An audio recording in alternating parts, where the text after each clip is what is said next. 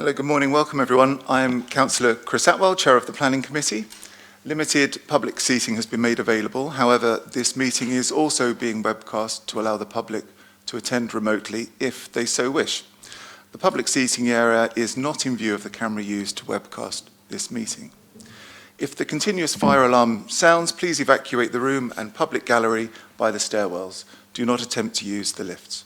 Assemble by Queen Victoria statue in Guildhall Square. In order to comply with the Guildhall Trust Fire Marshal regulations, anyone who signed in at the Guildhall reception desk should sign out when leaving the building at the end of today's meeting. May I draw everyone's attention to the fact that this meeting will be live streamed. Members of the press and public are also permitted to record the meeting on the understanding that it neither disrupts the meeting nor records those stating explicitly they do not wish to be recorded. Please, can everyone use the microphones and remember to switch them off when you're finished, otherwise the camera will remain on you. Please, can everyone make sure their mobile phones are not too close to the microphones, as this can cause interference. During voting, please can members keep their hands raised clearly until the number of votes have been stated. Okay, let's do some introductions. If we start with the committee. Judith. Councillor Judith Smythe, St Jude Ward. Good morning, Judith. Councillor Mary Vallely, Cosham and Wimmering. Good morning, Mary. Good morning, Chair. Councillor John Smith, Eastern and Craneswater Ward. Good morning, John. Councillor Raymond Dent, Copner Ward. Good morning, Raymond. Good morning, all. Asghar Shah, Councillor for Cosham. Thank you, Shah. Councillor Peter Candlish, Eastern and Craneswater. Thank you, Peter. Councillor Gerald Allen Jackson, Milton Ward. Thank you, Gerald. And officers? Good morning, I'm Juliet Gill, I'm the Principal Planning Solicitor. Thank you, Juliet. Good morning, I'm Greg Chapman, Head of Development Management. Thank you, Greg. Good morning, Ian Maguire, Assistant Director for Planning and Economic Growth. Good morning, Ian. Lisa Gallagher, Democratic Services. Thank you, Lisa. And if I could ask anyone who's intending to speak today during the meeting to introduce themselves. Should we start over, Simon? Good morning, Simon Hill, and I'm speaking on behalf of the owners of 29 Shadwell Road and 262 Chichester Road. Thank you, Mr. Hill. Good morning, Jim Briscoe, landlord and owner of 73 Margate Road. Thank you, Mr. Briscoe. Mr. Fielder, representing 29 Angerstein Road against 31. Thank you, Mr. Fielder. Good morning, Carrie-Anne Wells, agent for Applecore PDM, representing 3 of the applications on the agenda today. Thank you, Carrie-Anne. Okay, thank you. Apologies for absence. Apologies received from Councillor Hannah Brent and Councillor Hunt. Anybody else have any apologies to give? No. Members, declarations of interest for today's meeting. Minutes of the previous meeting, I think pages 5 to 12 or something of the previous, in the previous meeting. We content? Anybody wish to? Propose, Chair. Thank you. Seconded, Councillor Smythe. Thank you.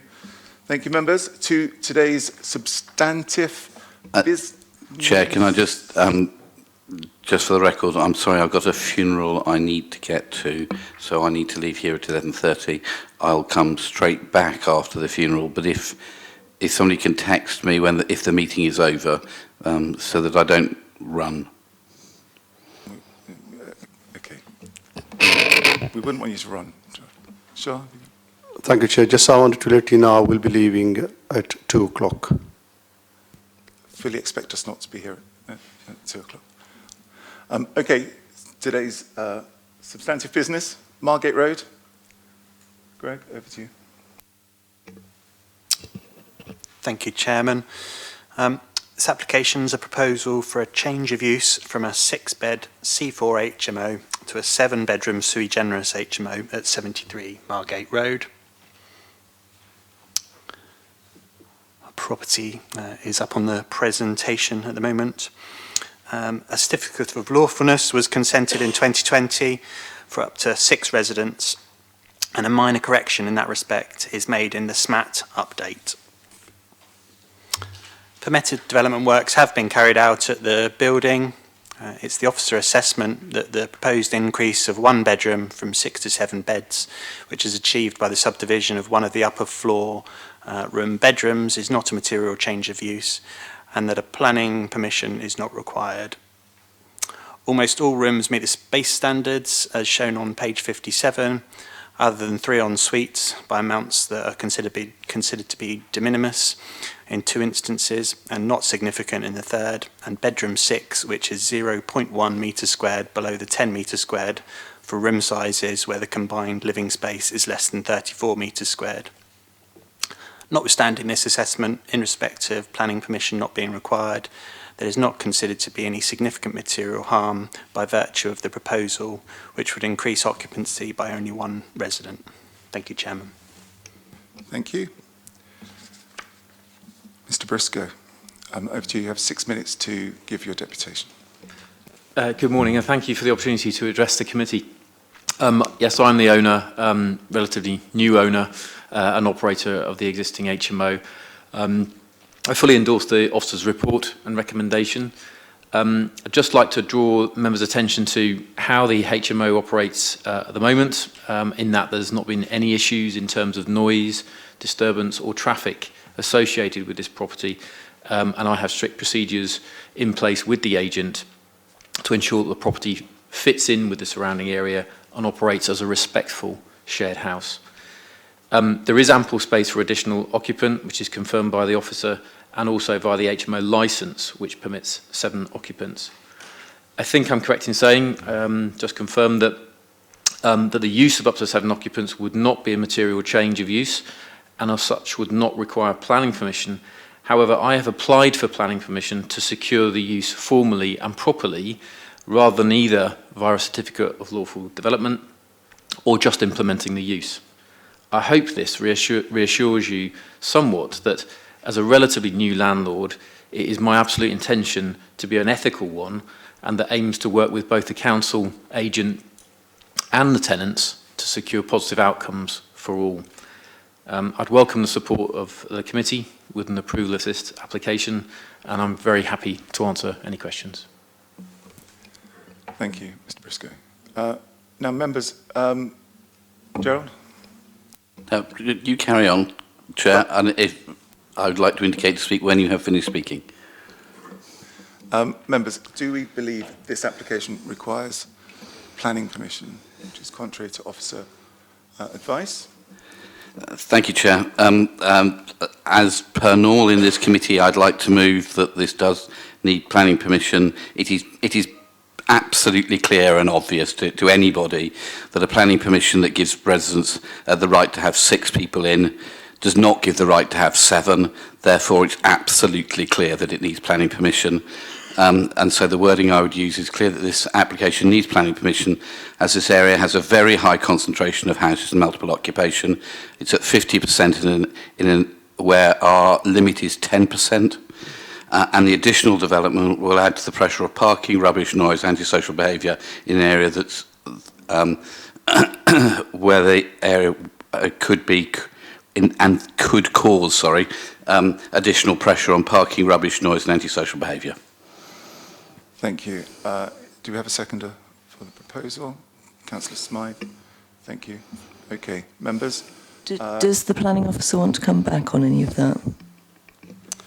Thank you, Chairman. Yes, if I may just remind members, as set out in the report, that previous assessments by officers, and as you have the assessment by officers here, in respect of our view is that moving from 6 to 7 in this location is not a material change of use for the reasons set out, and that is commensurate with previous decisions from the planning inspector in the Campbell properties and the Lane cases as well, which is also explained within the report, just for providing context for your assessment. Thank you. Thank you. Thank you, Chair. That was set out in the report, and this committee has consistently taken the view that where a planning permission is given for up to 6 people and people want to move to 7, we've taken the view that it is the statement is absolutely clear and simple, and therefore it needs planning permission, and I hope that the committee continues with that. Thank you. Chair, can I just come back in, please? We've had some appeal decisions on Lane. There were 3 appeal decisions, and you basically need to look at why one additional occupant in this specific property would cause it to be a material change of use. And Chair, my wording reflects that completely, and my thanks to the lawyer for supporting that. Chair, I'm not supporting it. I'm saying that I don't think that's the case. Okay, right, we've rehearsed this conversation. So we've decided that this does require planning permission. Well, those in favour? Against? Abstentions? Okay. All right, okay. Questions, members? Councillor Vernon-Jackson. I couldn't see it in the report, but I don't know. This has got a certificate of lawful use as an HMO.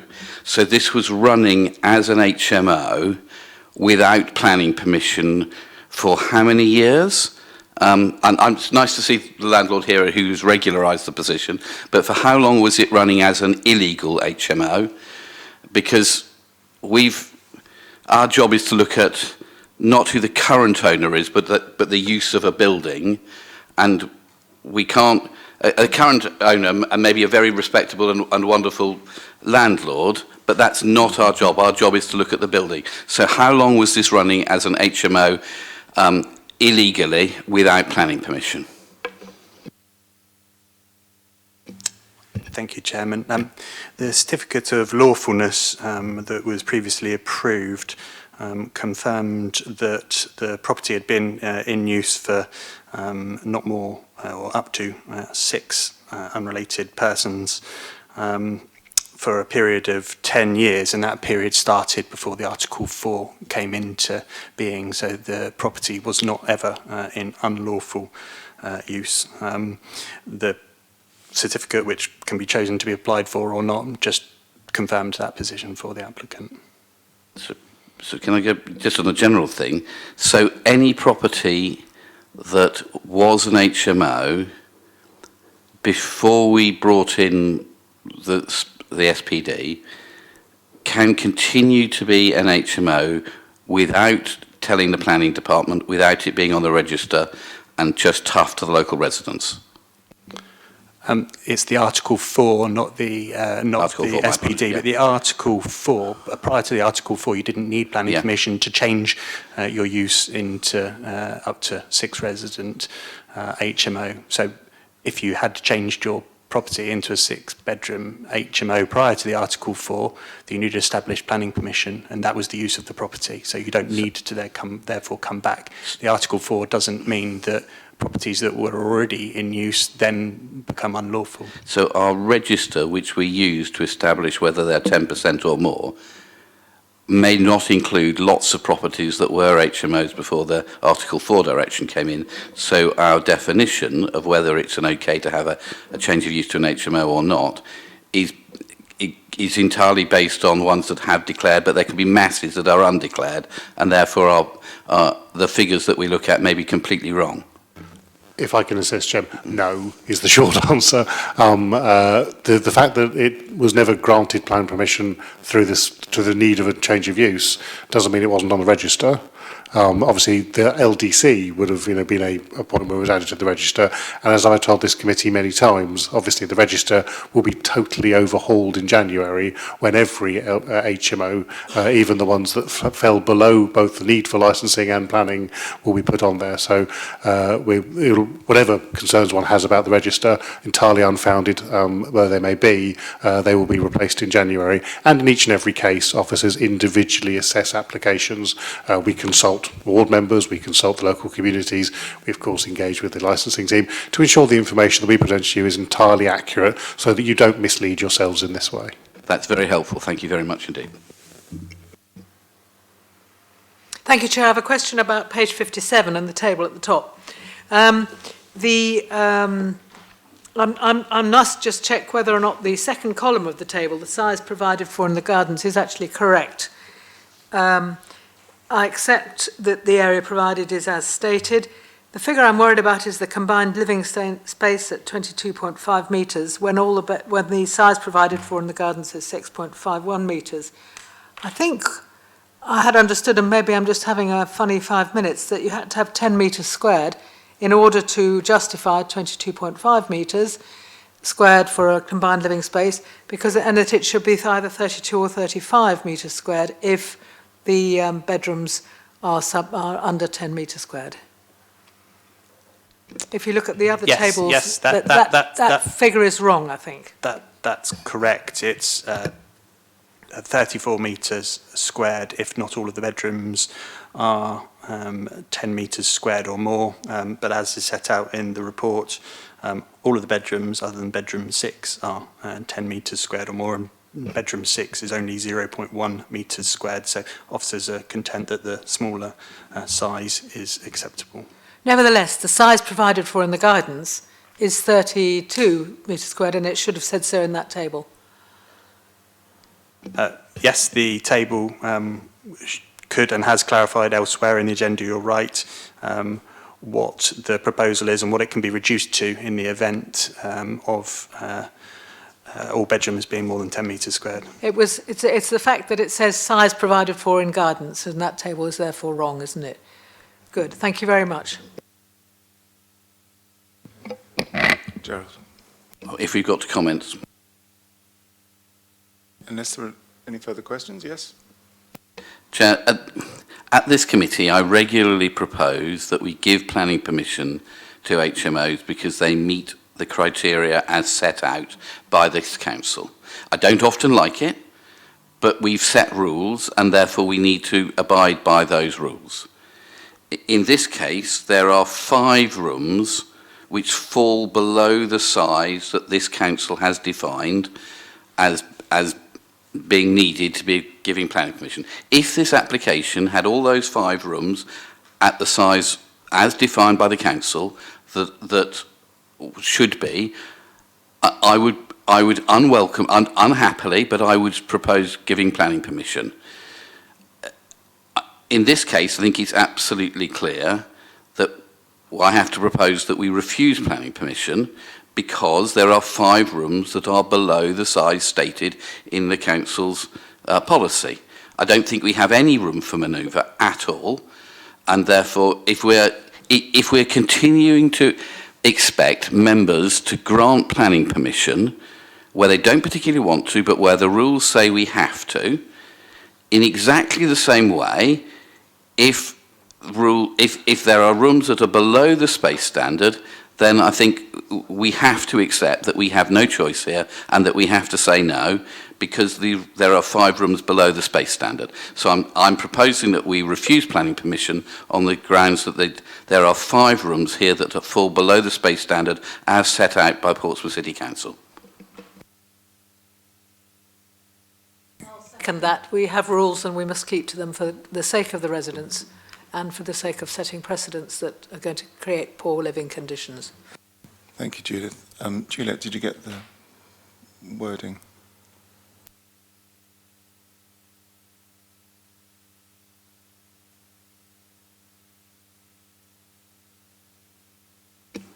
Thank you, Chair. Yes, just to really confirm, as is set out in the officer report, that the difference in size of the rooms between the standard that you have and what is proposed is considered to be so small by officers that it wouldn't be perceptible, wouldn't make a meaningful difference, and therefore is de minimis, and we wouldn't advise that that would provide a safe reason for refusal that officers could defend at appeal. Thank you, Chair.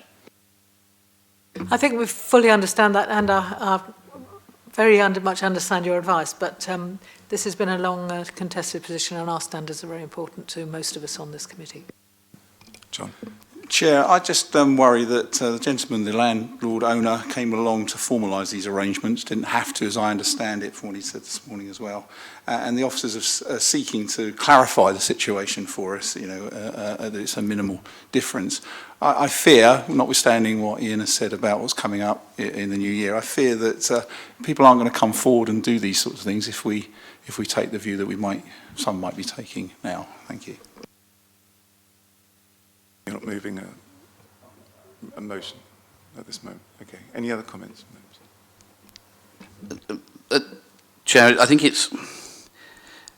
we're as a committee expected to look at these planning applications, and where the planning applications meet the criteria set down by the council within our policies, to grant them planning permission even if we don't like them. It seems to me you can't have one rule for us and one rule for a different group of people.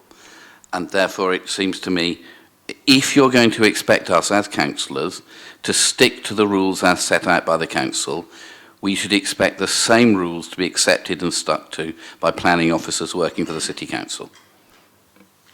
If we don't do that, I'm very happy to start moving refusal for every HMO that's going on the basis that the rules don't count. Councillor Smith. Chair, but then that, if you widen that out a bit, then when it comes to Tipner development, we listen to the advice of the officers, and we have to we take that advice on board, whereas we're not seeming to do that now. Of course, we consider each application on its own merits. Sure. Yeah, just I wanted to say actually, number one, as council, we need to stick to the rules what the planning provided to us.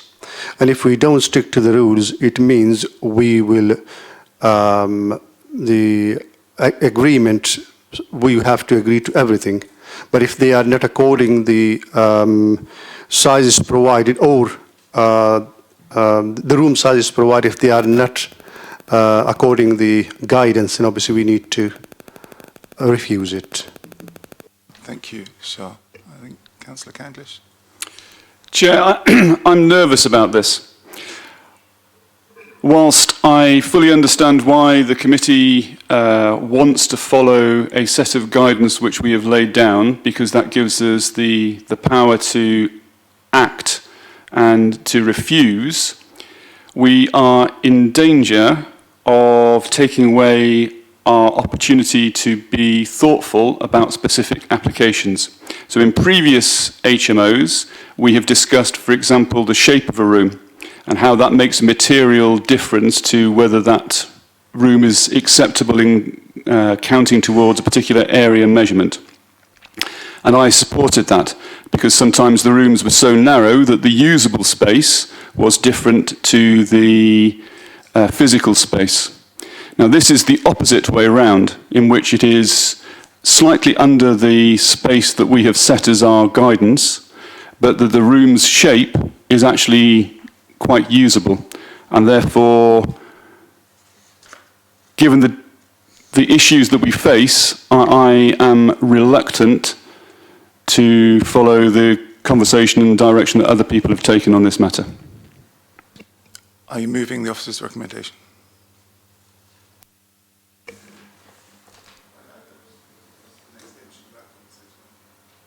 Chair, my plan has actually been to abstain because it seems that the majority of the committee have a view, and I don't want to go against the committee because I think there is something, we have spoken about this issue a lot as a committee, and I think to go against it would be wrong, but I'm going to struggle to rule against the application.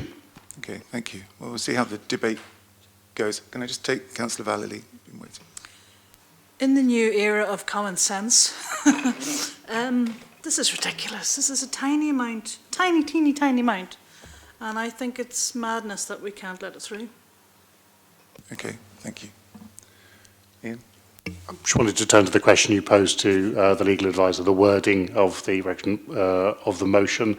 The wording used by Councillor Vernon-Jackson was the fact that it fails to comply with standards. My advice, members, is that is not a robust reason to withhold plan permission. Your policy, and that's what you must apply, and you absolutely must make determinations in accordance with your policy unless material considerations dictate otherwise, is to create good living environments. So it's a judgment whether this is, we have some guidance that says, well, we know if it's over a certain size, probably is, as Councillor Candlish has eloquently pointed out, doesn't always mean the case. A badly laid out room could be adequate size but equally unavailable. So the conclusion you must, if you wish to take the direction, Councillor Vernon-Jackson, you were going, is that the room is creating an unacceptable, or it's actually not the room, of course, because the room is plenty large enough to be a bedroom. The dwelling is an unacceptable living environment for the proposed 7 people, and obviously you would be relying on that 0.1 square metre under provision of that 1 bedroom to justify your case. The resultant impacts on with the bathrooms as well, and obviously the associated larger living space. I would flag to members that this site has been licensed by your private sector housing team for this number of occupiers, so they've gone in and done an actual assessment, not on a drawing. They walked around the building and said, yes, this is an acceptable living environment for 7 people. So you are taking a contrary view, which is entirely your right. But no, that's just it's nothing to do with numbers. I've told this committee many times, you can't plan by numbers. It's a judgment. Is this a reasonable living environment? Planning officers, based on the plans, because when we did our site visit, it hadn't done the final construction work. We were satisfied that there's de minimis failings across a couple of rooms, but overall it's a reasonable layout and a reasonable living environment for future residents. The private sector housing team have done a more detailed, nuanced assessment, as licensing does, much better place to do it than planning. They've said it's a reasonable assessment. You have to come to your own judgment of whether or not this is a reasonable living environment, and that would be the wording one must use in a motion to refuse it on that basis. Thank you. Joe, can you turn your microphone off there? I was trying to come in. Judith's been waiting very patiently. Thank you. I just wanted to be very clear what my feelings about this one. I can completely understand and have some sympathy with the fact that the layout of the substandard room, which is not very, very much substandard, is marginal in difference. I'm not arguing the case to refuse it on those grounds. I'm arguing the case for refusing it on the grounds that the communal area isn't sufficient. And we do have this provision that if the bedrooms are all larger, and there is one very large bedroom in here, so they would be all right, but everybody else, I think I'm always worried about those communal spaces and how 7 people are going to cook 7 separate meals at the same time. And my worry still remains there.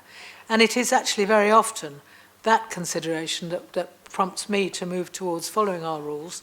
I think we would refuse it on the grounds that it's substandard, that there's a substandard room, substandard size of the communal living, actually, rather than of the single bedroom, or both we can do. But second of all, and I fully take the point about the shapes of rooms, we've looked at this very carefully. We also, I think, usually when we've got into this situation, we usually add reasons about mitigation and the impact of the Solent Special Protection Area, and 1 or 2 other reasons for refusing an application, which I'd like to seek advice on. But again, I think these are all very difficult, these ones, and I can see where people are coming from. But what I want to do is to deter people from applying when they're not following the rules.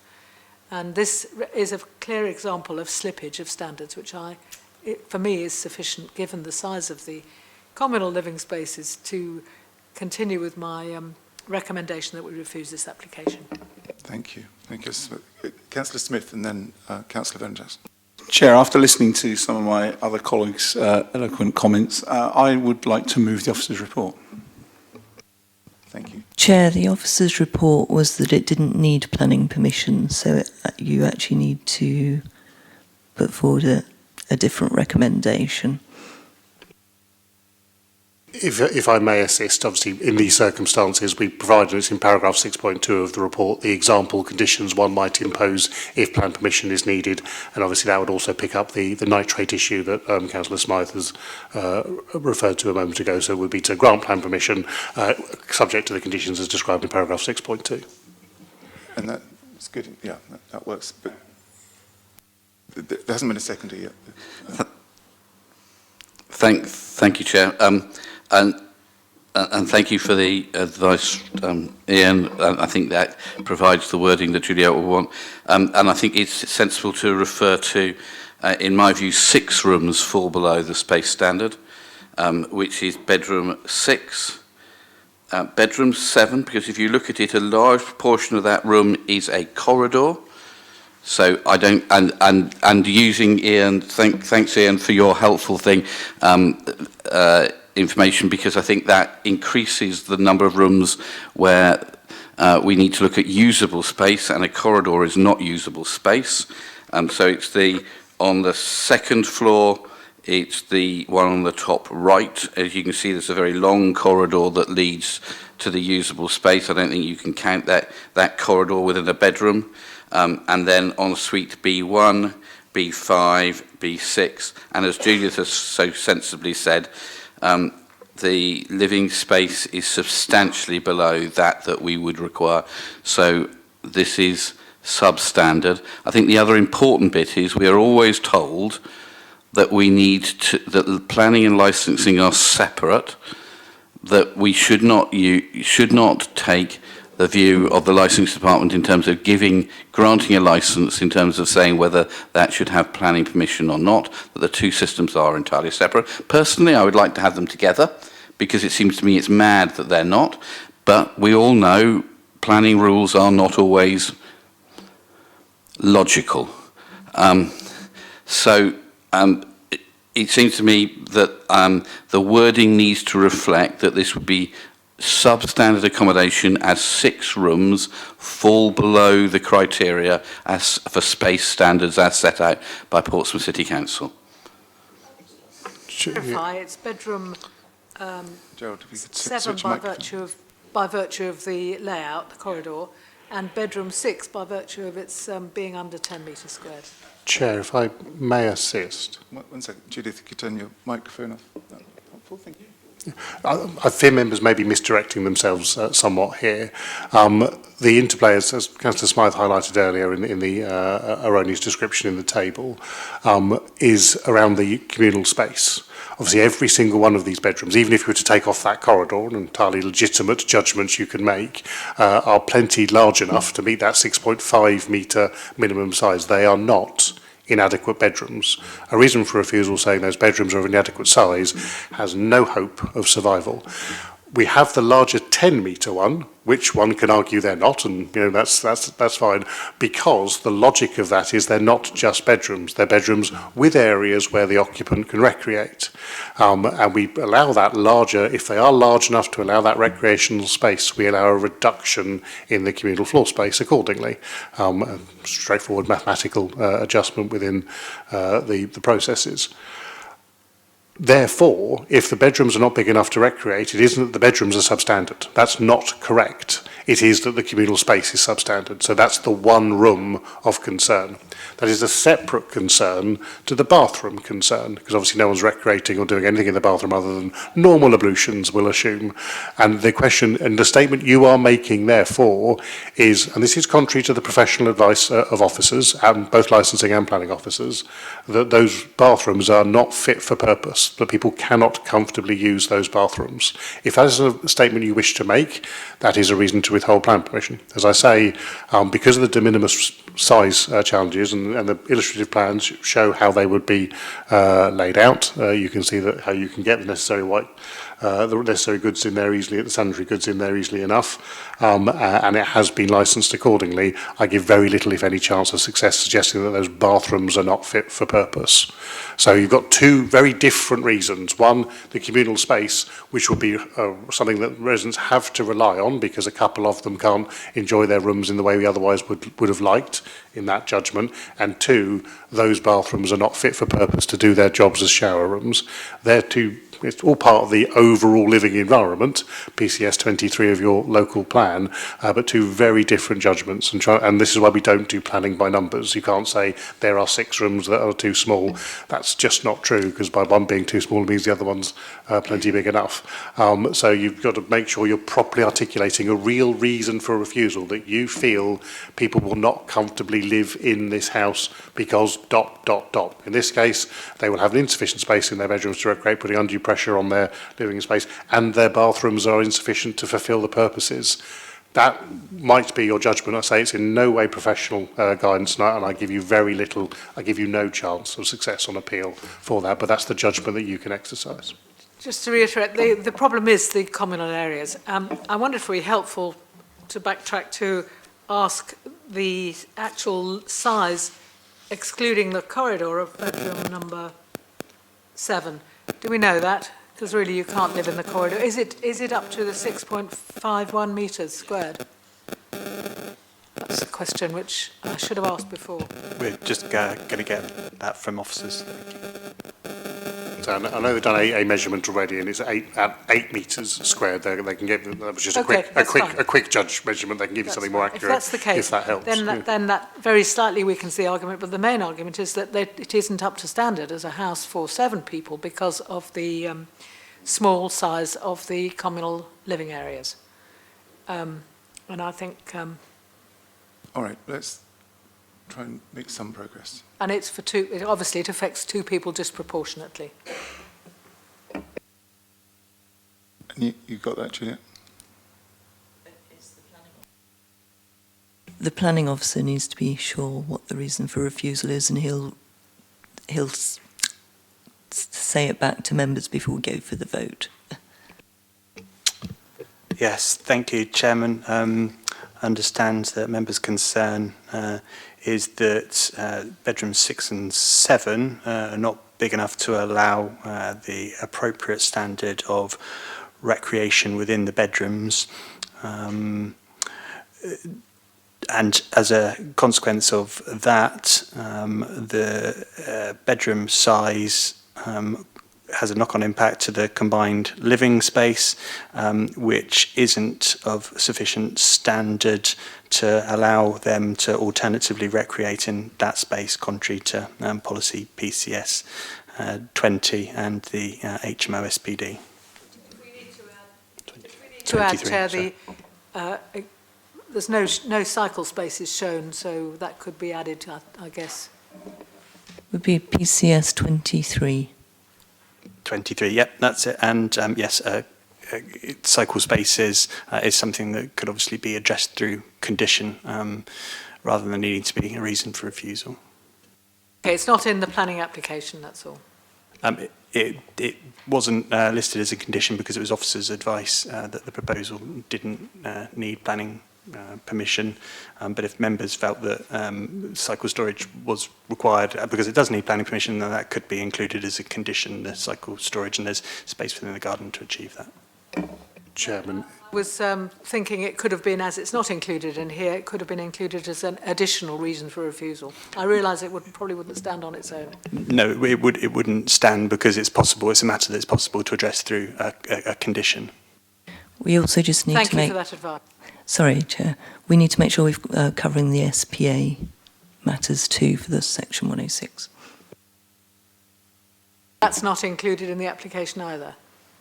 Yes, you've decided that planning permission is needed, so when you apply the SPA policies, you'll be requiring a contribution towards nitrates and recreational disturbance. I was just trying to strengthen the reason for refusals and check that out with officers.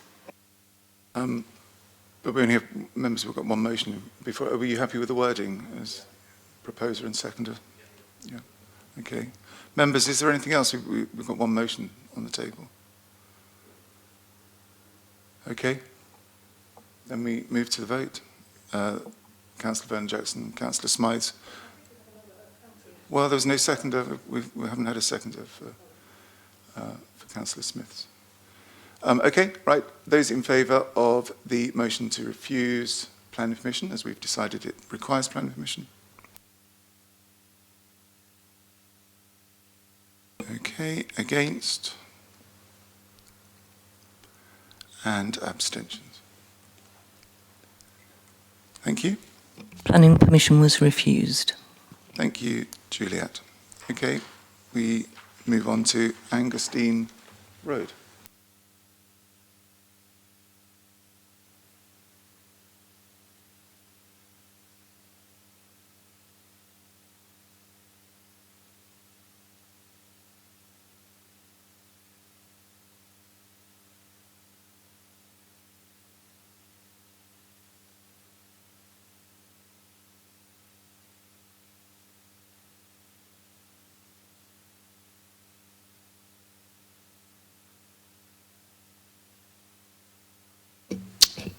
Thank you, Chair. This is a proposal for a 7-bed HMO from a 4-bedroom HMO at the Mid-Terrace 31 Angustine Road. Permitted development extensions are shown, including a rear extension, dormer and roof lights, but these works are yet to be carried out. All rooms meet or exceed the required standards as set out at page 15 and 16. The communal area is at and above the 22.5 metres squared standard due to all bedrooms being greater than 10 metres squared. As an HMO already, the proposal does not increase the percentage of HMOs within the area, which stays at 6.89%. Officer consideration is that the number of additional residents above the existing would not result in any significant material harms that could warrant refusal of the application.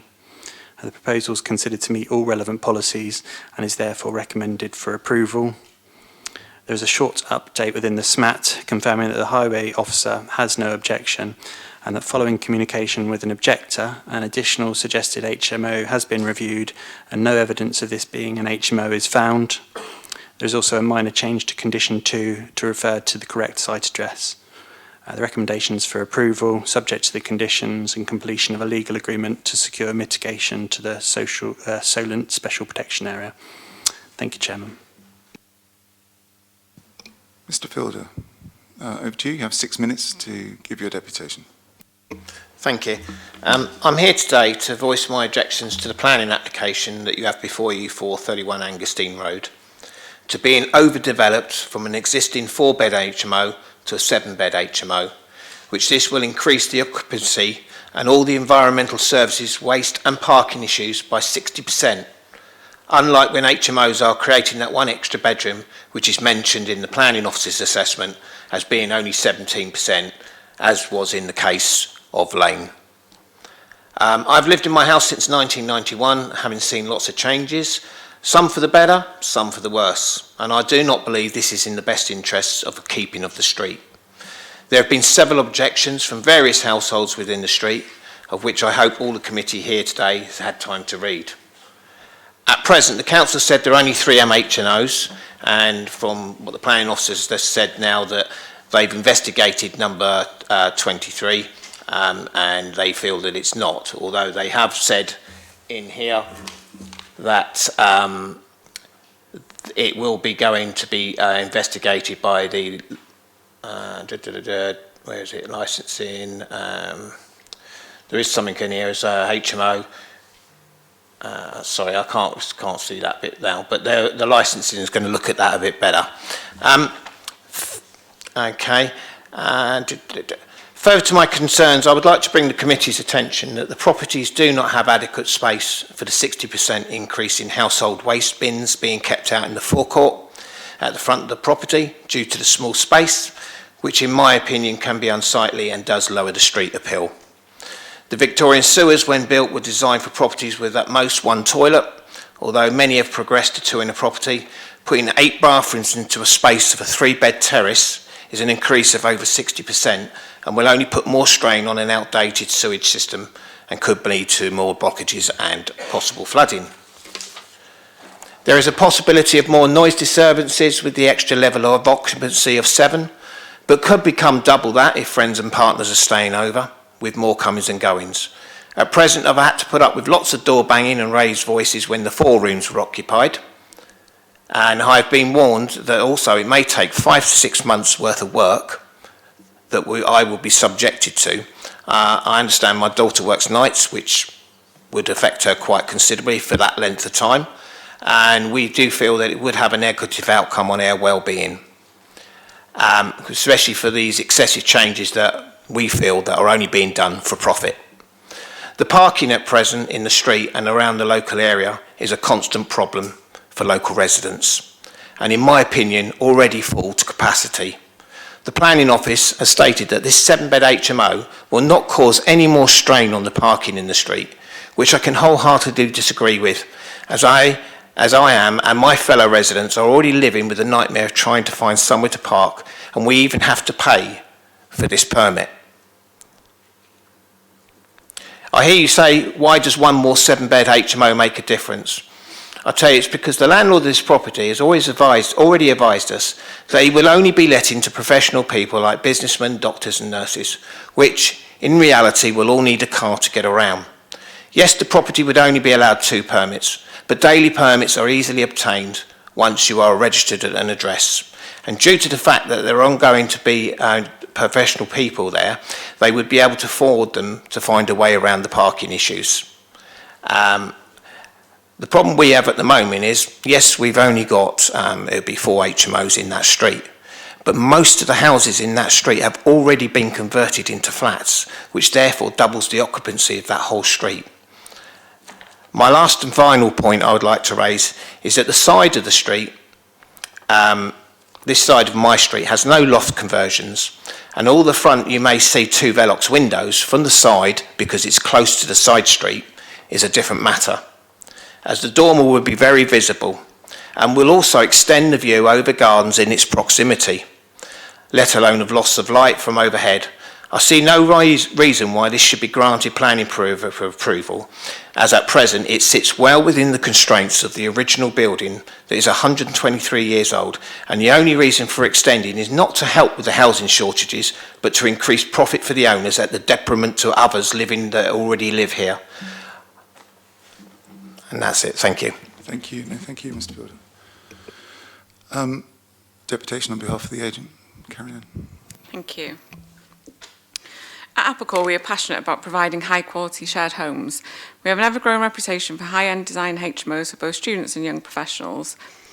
The increase in quality HMOs in the city is in part due to high standards introduced by members of this planning committee, and also in part due to some of the clients we at Applecore represent, who share our passion for high-end shared living. There has been a growing demand for HMO accommodation within Portsmouth for young professionals who cannot afford to get on the property ladder, for which HMOs are an ideal solution for an all-bills included opportunity for independent living. Shared living spaces which are well designed and well managed offer the residents a high quality home.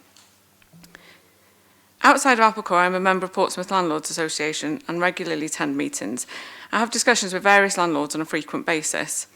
It's becoming more and more apparent that many landlords are exiting the rental sector. Smaller HMOs are becoming less viable due to rising utility costs and the newly implemented additional licensing scheme. This has led to many landlords who are either unwilling or unable to do works in order to be compliant with the new licensing scheme, selling their smaller HMOs or switching back to family lets. This in turn places a greater need for the growing market in larger HMOs which have been fully renovated and provide high-end, energy-efficient living with spacious bedrooms and well-designed communal areas.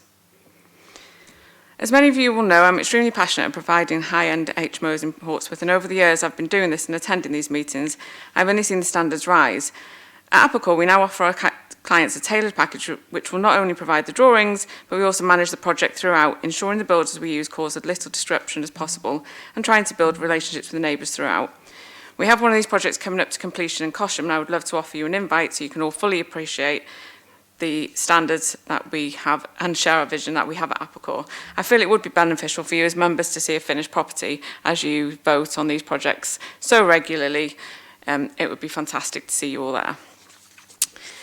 In regards to 31 Ancaster Road, it's an existing 4-bed HMO, and the proposed use will provide bedrooms all above 10 square metres. The required communal area for 7 persons when bedrooms meet the 10 square metre room size is 22.5. This property provides 24.32 square metres of communal area. All of the spacious bedrooms benefit from an ensuite, and an additional WC is further provided on the ground floor for the comfort of the residents. The property can also be accessed from an alleyway at the rear, providing additional convenience for residents in not having to take a cycle through the property, and a secure weatherproof cycle enclosure will be provided within the rear garden. I wanted to address a couple of the worries that Mr. Fielder had. So bins, there won't be any extra bins within the forecourt. There will still be 2 bins, they will just be slightly larger. So in my opinion, not any significant difference from what will be there already. Banging and noise from the property will be upgraded and the insulation upgraded to comply with current building regs. So the noise from this property will be significantly lower than what the existing property currently, the effect this existing property currently has on the neighbour. This application fully complies with policy PCS 17 and PCS 20 and PCS 23 of the local plan. Also fully complies with your space standards supplementary planning document. As Councillor Jackson has previously stated, there is a space standard set in place by Portsmouth City Council, and this application, like the others I represent today, fully comply with that standard. I ask you all to fully support this recommendation for approval today. Thank you. Thank you. Thank you for your kind invitation. Members, questions? Comments? Councillor Smythe. This application fully complies with our space standards, and whilst I can understand the concerns of local residents, I would move that we accept the officer's recommendation. I am concerned the conditions at the end do have cycle storage, so I think I'm happy with the officer's recommendations. Thank you. Councillor Vernon-Jackson. Chair, as the debate we've just had on the previous application, I'm not keen on having HMOs. But if we have rules of what happens, then I think we have to stick to it. Otherwise, my argument about the previous application falls. Now, I know colleagues here some colleagues didn't support that because they're not keen on the rules, and I'm sure that there will be some people who will want to move refusal because of they don't think the rules should stick. But I think if the physical works that are going to take place, as I understand it, don't need planning permission because the government has given people the power to do this under permitted development. I think that's completely wrong, but that's what the government has decided. So the physical works can take place.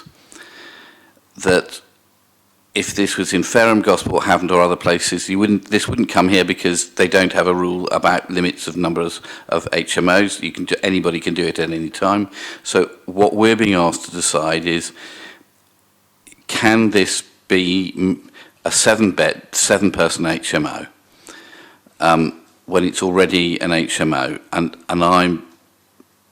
I don't see a way of saying no to this which is legally sustainable. We've had no evidence to say that it'll cause problems with the drains. We've had in other applications, people who come up with evidence, and we've taken that into account. So it is with regret, but I think we don't have any ability to do anything else, that I will second the proposal that planning permission is given, because I can't see a legal route to say no. Thank you. Members, any other comments? Okay, we have a motion in front of us. Those in favour to move the officer's recommendations plus conditions? Against? Abstentions?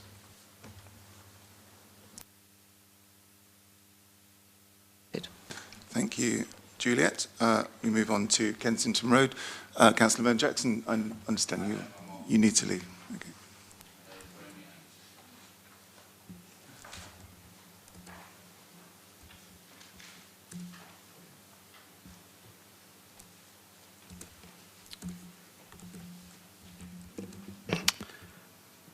Thank you, Chairman. This is a proposal for a change of use from a dwelling to a dwelling or a 6-bed C4 HMO at the mid-terrace 2-storey property at 53 Kensington Road.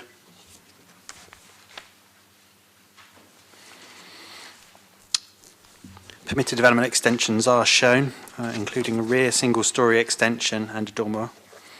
Prior approval was previously given for a larger style permitted development rear extension, the length of which this seeks to include. The works are yet to be carried out. All rooms meet or exceed the required room standards as set out on page 25. There are 2 existing HMOs within a 50-metre radius. This will make a third, taking us to 6.7% if approved. Officer consideration is that number of residents, if in use for an HMO, would not be materially different from use as a dwelling house, and this is a fallback position.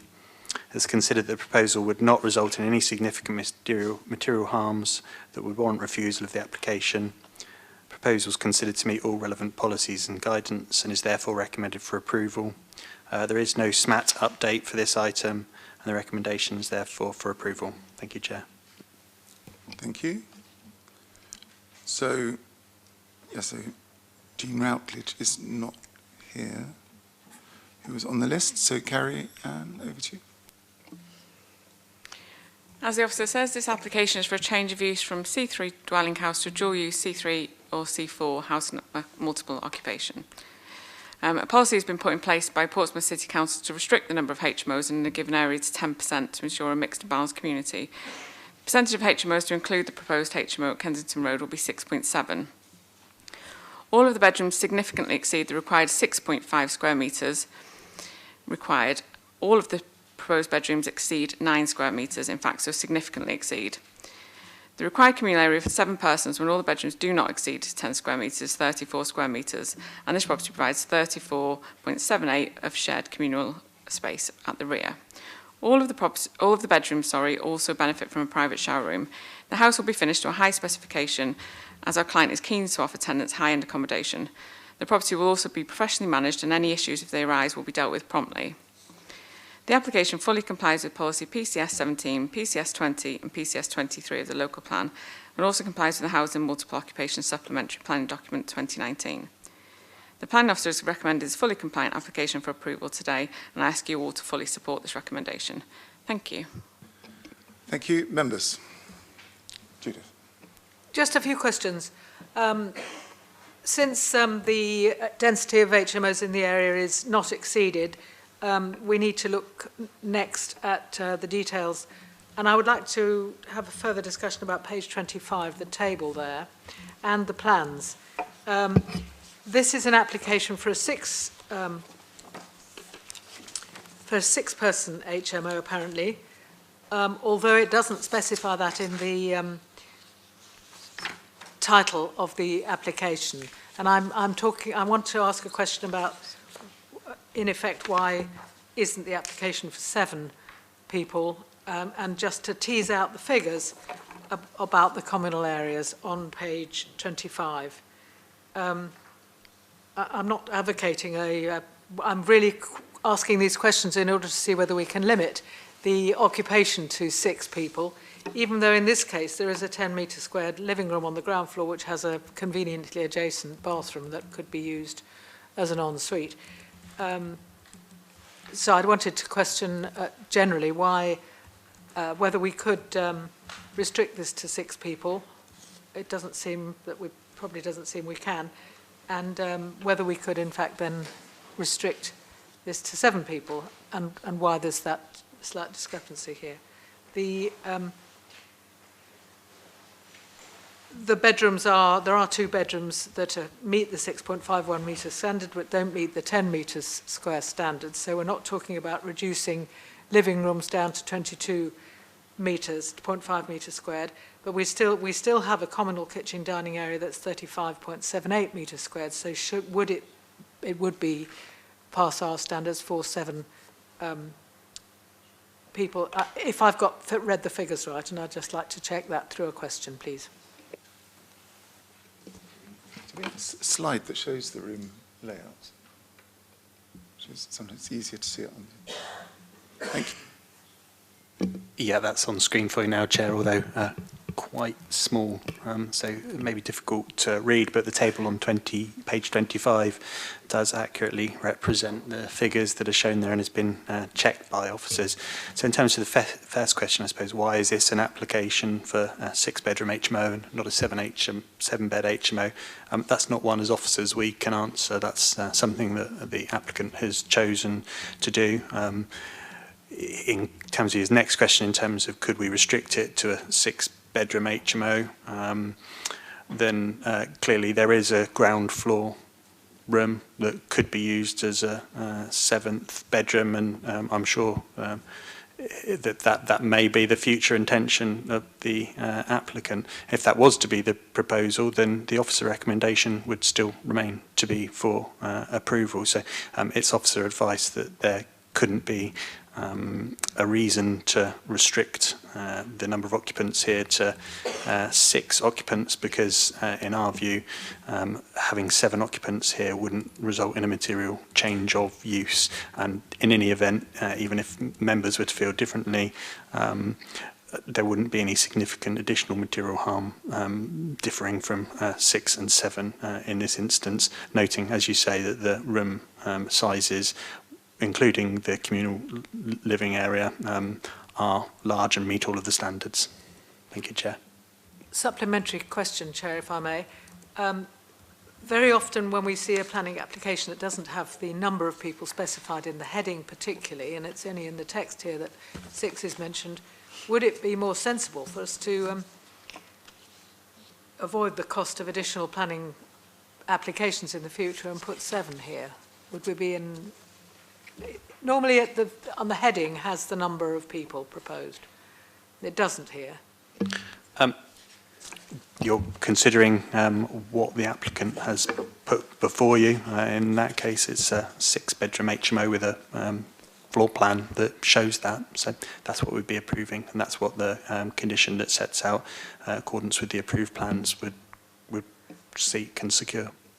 I may not have made myself entirely clear. Normally, when we are not absolutely certain that the number is fixed through the content of the planning application, we put a condition on that it may not be occupied by more than 6, 7 people, what it is. And I came to this question by thinking what would be the reasonable thing to put in were we to... we get advice that's not strictly speaking necessary, but it gives us comfort. And I was trying to, by my questions, ask for your advice on whether it should be 6 or 7. Absolutely, Chair. Officer's view here is that it wouldn't be necessary or reasonable to impose a condition restricting the number of occupants to 6 in this instance, where a 7th bedroom could be created and wouldn't, A, in an officer's view, be a material change of use, but B, if you members considered it was a material change of use, wouldn't be harmful. There wouldn't be any significant additional material impacts as a result of that 7th bedroom in this instance. Thank you, Chair. I'm so sorry, that doesn't answer my question quite. May I just... This is quite an important point, this, because what we don't want is to see 8 or 9 people living there. Chair, And I'm... apologies, just to give it in a different phrase to see if that helps. I entirely understand the point, Councillor Smythe. Officers are not going to advise you whether you should restrict it to 6 or 7. Our advice is you shouldn't restrict it. In truth, this building is capable of being 6, 7 or 8 and still meeting the standards of your SPD, because one of those bedrooms, the one that's over 11 square metres, could have a double bed in it and meet your standards on that point. So our advice is not to restrict it. Clearly, if I was to be further helpful, this is not the professional advice of officers. Any number that is 7 or 8 is nonsensical because that's not what the applicant has applied for. They have applied for a C4 use and shown 6 bedrooms, but we're not going to give you encouragement or support to impose a condition to restrict it to 6 or 7. Okay, I'm trying to be helpful. Doing a planning application costs public money. It costs our time. There's already half an hour gone on. I just, but I don't myself. I wouldn't myself want to give it permission for 8 people or 9 people, or even for that to go through without coming to the planning committee. I'll leave it with others, but I would be probably recommending an approval with a condition for 7 people. The description has got C4 on it, which is up to 6 persons, if that's helpful. You're looking for that bit extra? Well, I'm looking to what's in the public interest long term. Mary, did you want to come in? I get what Judith's saying completely. It's about saving time and money, and public money at that. You know, if we put 7 on it now, then they've the choice of having 7 people.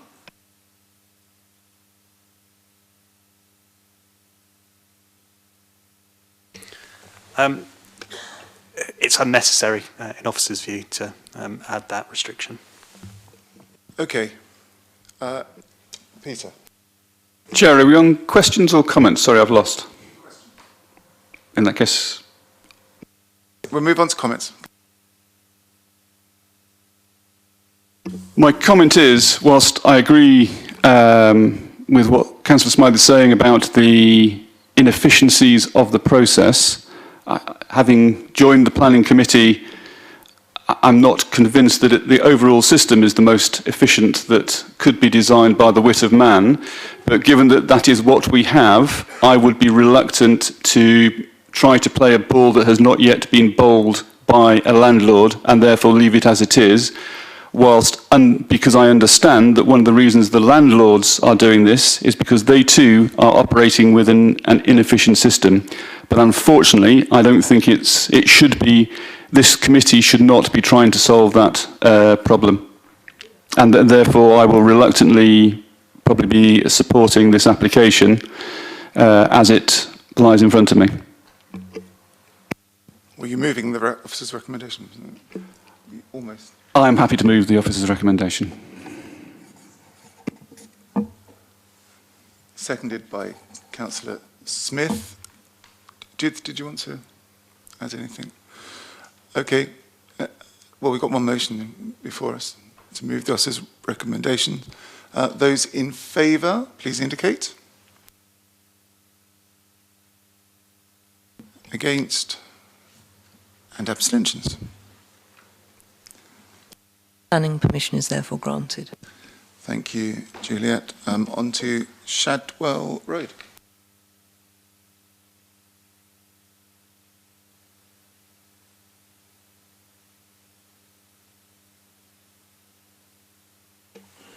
Thank you, Chairman. This is a proposal for a change of use from a dwelling to a dwelling or a 6-bed C4 HMO at the mid-terrace property 29 Shadwell Road.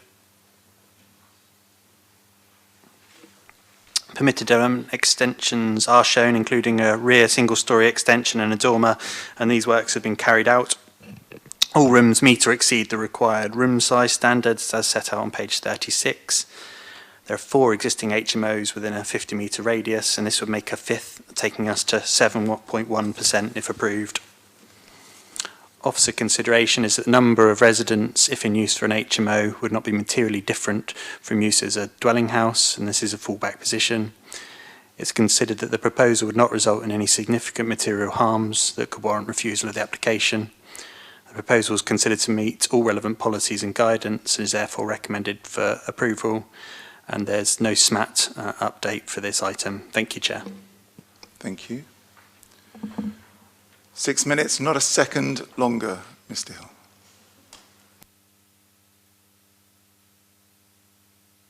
Clock's started. I've set an alarm so that we both know whether I'm on time or not. So, thank you very much for giving me the opportunity to speak. First point I'd like to make is the works to this property did not require planning permission. All of the works that have been carried out are possible under permitted development. So that means if it were a family house we could do the works. Couple of the main points I'd like to present, which is, as it says in the officer's report, all of the rooms are fully compliant with the space standards. There's no corridors. I don't think there's anything contentious whatsoever. And if ever there were a house, in my opinion, which were a good enough size to be an HMO, this is definitely one of them, because the size of the rooms is absolutely huge. We will be providing additional bins, so larger and additional bins for both the refuse and recycling. We also have a waste carriers license, so any additional waste when people move in or out or whatever will be gotten rid of using our waste carriers license. We have upgraded all of the plumbing and drainage within the grounds of the property, and we've also put what's called a DAB tank in, which is basically a cold water storage tank, so that we can ensure that all of the tenants can have a hot shower at the same time. So you've got a hot water cylinder as well as a DAB tank. The property is fully compliant with building regulations. What does that mean? It means any and all steels within the property have had structural calculations. The structural works are inspected by building control. It also means that there are very significant amounts of insulation between every single room and bathroom, between all the floors and between the rooms and the adjoining properties. So you often hear the questions about noise and that side of things. Ultimately, everything we possibly can foresee and do to minimise the amount of noise that transfers between rooms within the property and to next door have been done. Ultimately, as you well know, we aim to provide a very high quality standard of accommodation. Just to pick up on the point, because those of you with an eager eye will see that there is a study, and I'm sure that will come up. Ultimately, this property, the application was submitted back in April.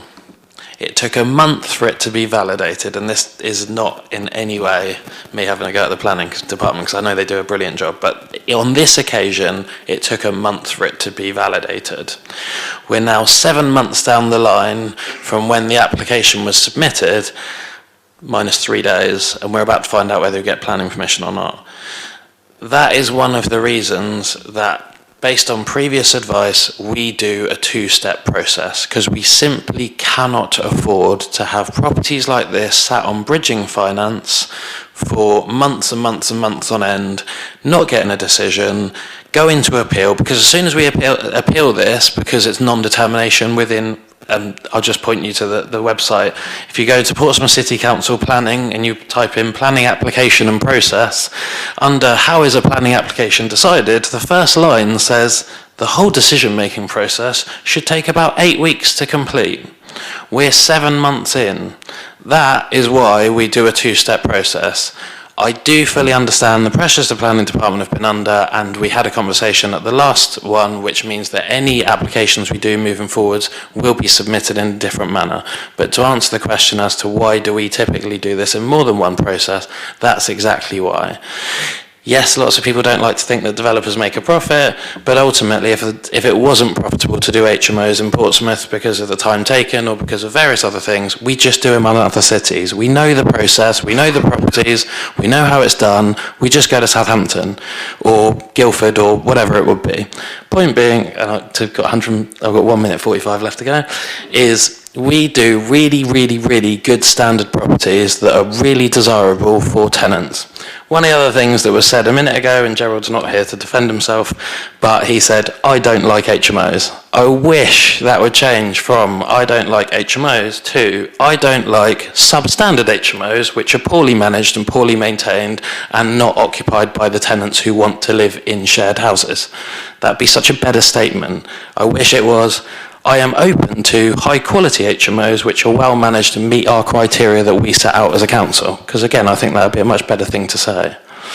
So for me, I would love you to approve this application. I believe it's fully compliant. I hope I've explained why we've taken the process that we have. All of the works are now complete to this as a C3, C4, 6-bed HMO. We're happy with the nitrate contributions and with cycle storage, which we've already implemented in the property. Thank you very much. Thank you. And of course, Councillor Vernon Jackson's views were his own, not the views of the committee. Members, questions, comments?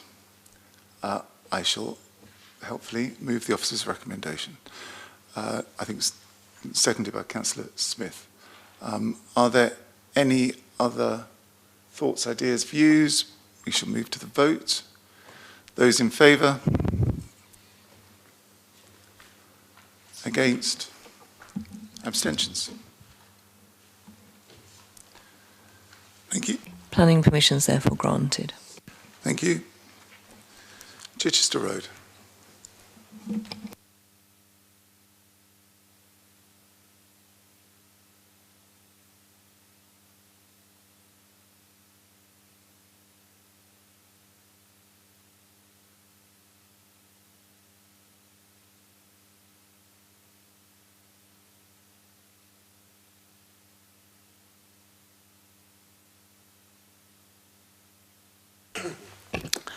Thank you, Chairman. This is a proposal for a change of use from a dwelling to a sui generis 7-bed HMO at the Mid-Terrace Property 237 Chichester Road.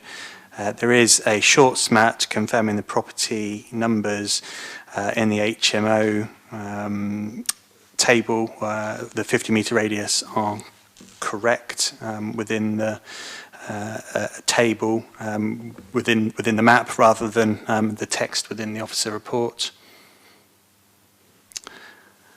Planning permission has previously been granted for a 6-bedroom C4 HMO. A proposal differs from that by dividing the upper floor bedroom into 2 rooms. Permitted development extensions are shown, including a single-storey rear extension and a dormer, and the works have been carried out. All rooms meet or exceed the required room size standards as set out at page 45. There's one existing HMO within a 50-metre radius, and this would make a second, taking us to 3.7. But as explained, an HMO at the site has already been previously approved. Officer consideration is a number of additional residents, if in use for a 7-bed HMO, would not be materially different from use as a 6-bed HMO or a 6-bedroom dwelling house. And this previous planning permission is a fallback position. It's considered the proposal would not result in any significant material harms that would warrant refusal of the application, and it meets all policies and guidance and is therefore recommended for approval. Thank you, Chairman. Thank you. Carry on. Thank you.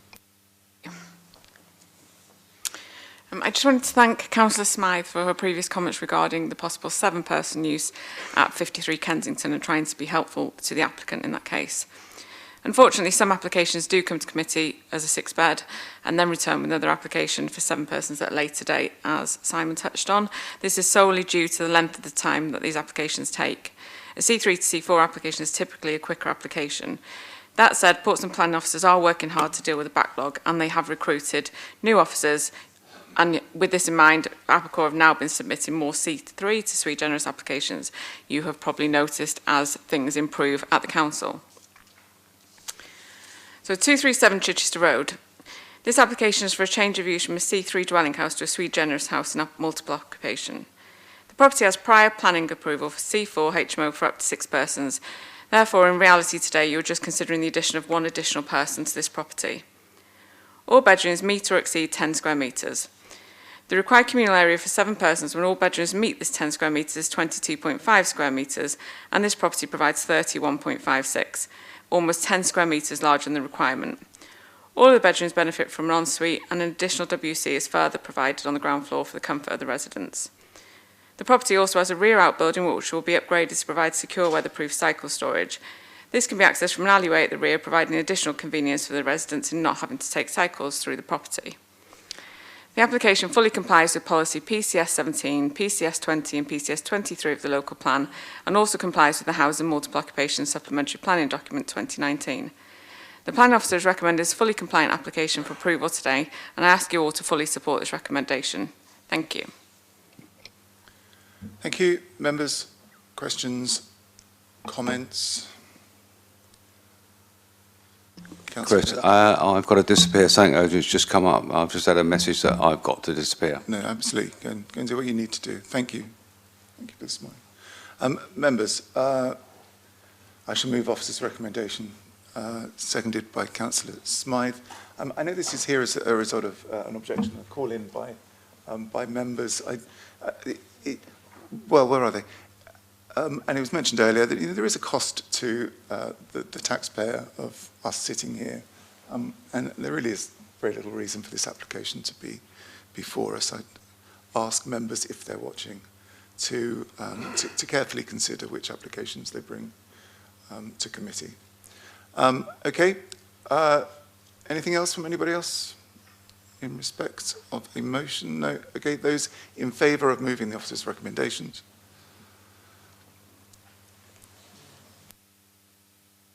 That's unanimous, so planning permission is granted. Thank you, Juliet. The other, Chichester Road.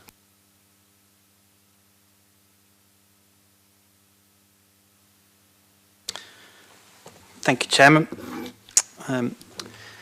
There is a SMAT that confirms here that a licence has been granted, which is an update from the agenda paper that you have that confirmed that it was pending.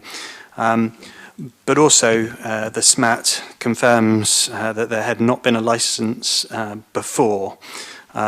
This therefore means that this is actually a proposal from a C3 dwelling house to a 7-bed HMO, and therefore planning permission is necessary, and conditions and a Section 111 legal agreement to secure mitigation towards the SPA, Solent SPA, is necessary. So there's a change in the recommendation there within your SMAT, and a change from what the proposal is from, but not to.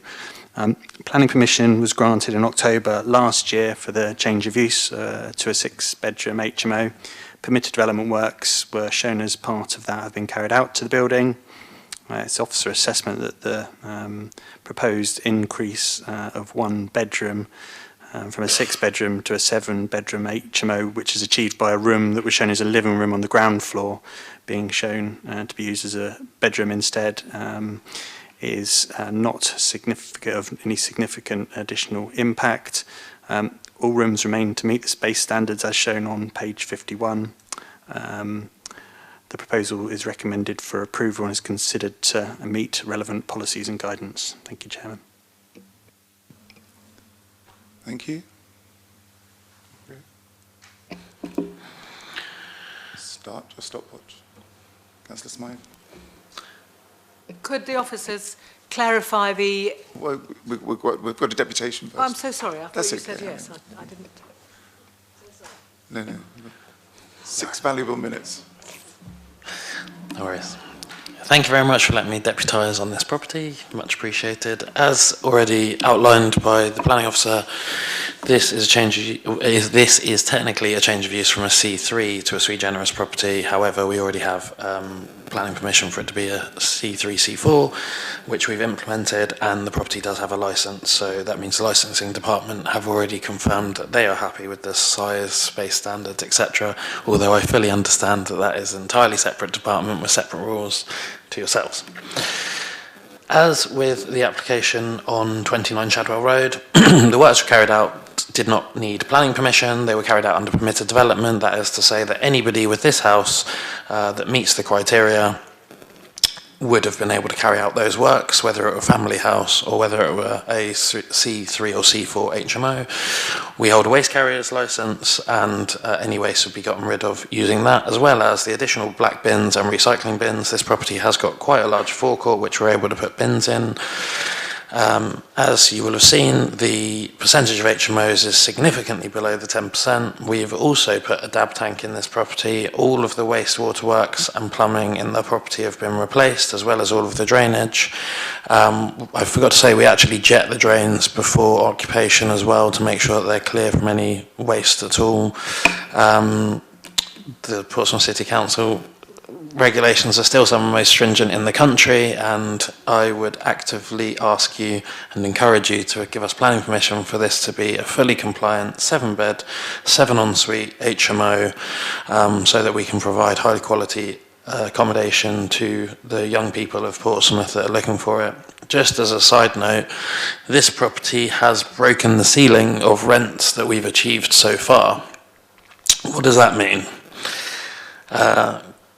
We don't set the rents, so contrary to public opinion and many of the statements that you will see in objection, we don't choose the rents. The market chooses the rents. Economics chooses the rents, because ultimately, if we put a rent that is too low, the room will let exceptionally quickly. If we put a rent that is too high, the room will not rent at all. So economics decides the rents. If we price the rooms at the right amount, they'll let in a sensible period of time. All of these rooms rented within 2 weeks of us completing the property. Obviously, apart from the 7th room, because we're not allowed to rent it yet. Thank you very much. I hope you look favourably on the application and give us planning permission. Thank you. Councillor Smythe. Just a quick question. How do people get their bicycles out, and where's the bicycle storage? I don't know if I'm allowed to answer that. Cycle storage is shown in the rear garden by virtue of the proposal, and I'd suggest, so in addition to the SMAT conditions suggesting various different elements, that the cycle storage implementation and maintenance of the cycle storage in the rear garden is conditioned as well. Thank you. I noticed that, but it's not shown on our plans, and I wish we would have indication on the plans of where it is in future. But second of all, I asked how people get their bicycles out, and it follows in. If we could just bring up the presentation, there is actually a rear alleyway to this garden. Thank you, Chair. Bicycles would go in by the rear alleyway, would they? I mean, they can do. Obviously, we can't control that, but there is a gate I can see And is that the to cycle that property as well. store we can see at the back of the house there in that plan? No, that's not the cycle store. There is a existing, or there was existing shed there, but the cycle store would be located in a different position, a different size. Thank you very much. That's satisfactory. Be good to see that on the plans in future. Members, any other questions or comments? I shall move the officer's recommendation. I'm looking for a seconder. As revised, sorry, as revised. Yeah. I think Councillor Candish got in slightly before you, John. Can I just check? Do we need the SPA stuff on this one, Greg? I think we do, don't we? Yes, that is part of the suggested conditions from paragraph 6.2 that's within the SMAT. So yes, that, and then an additional condition for the cycle storage to be provided and maintained and retained. Okay, so the motion as moved by the officers with the revised bits that we just discussed. Those in favour?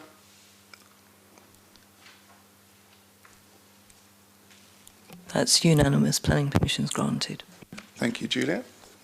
And our final application, Military Road.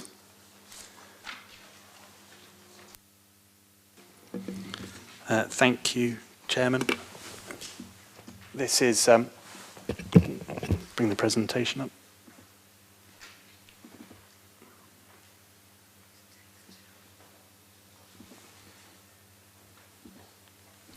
This is an application for a minor material amendment to a previous planning permission at 17 Military Road. It relates to a first floor window moving position slightly and moving and increasing in size very slightly as well. There are no objections and the application is brought to committee as it is made by a member of Portsmouth City Council staff. Thank you, Chairman. Yeah, brevity is the soul of wit. Be funny, yeah, be funny. That's our joke. Councillor Smythe. If there are no questions, I'd like to move to approve this. I think it looks a lot better with the new window. I recommend approval according to the report. Thank you. Seconded by Councillor Shah, I think. Okay, members, I fear you've had quite a long wait for a short outcome. Members, anything else? No. Those in favour?